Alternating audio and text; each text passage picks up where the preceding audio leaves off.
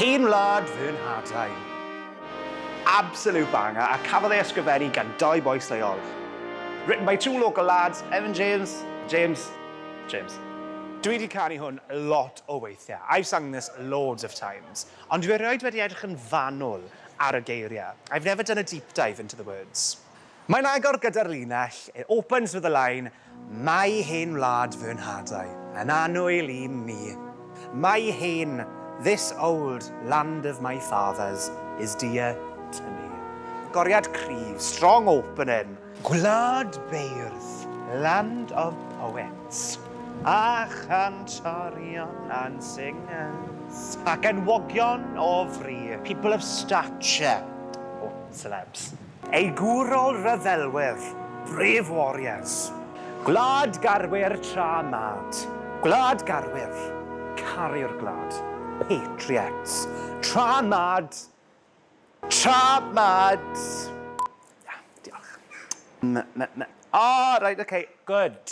Very virtuous. Felly glad garwyr tra mad, very virtuous patriots. Tros ryddid, collasant ei gwaed. Over rhyddid, freedom. Collasant ei gwaed. They lost or shed their blood. Dyma'r crescendo. Ni'n ddysgu tair iaith heddi, boys. Os ni ddim yn gwybod y geiriau hyd at hyn, fi'n siŵr byddwn ni'n belto mas y rai nesaf.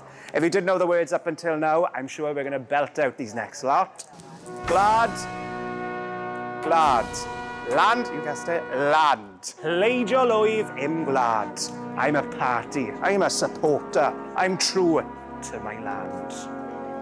Tra môr yn fyr. While the sea is a mere, a wall, i'r bir, hiwa, hoff, dia, bai. Dictionary, diolch. Bai, glad, of course it is. Tra môr yn fyr, while the sea serves as a wall, i'r bir, hoff, bai, to this piwa, dia, land. O bydded i'r hen iaith barhau. O may the old language endure. Yes! Yes! I love it! Come on, boys! Yes! So, dyna'r darn fwyaf gyfarwydd. That's the more familiar part. A wedyn mae yna dau bennill arall. There's another two verses, ond na ddim wneud y gwaith I gyd I chi. I won't do all the work for you lot. Google it. Everybody now. Glad, glad, pleidio lwyf im glad.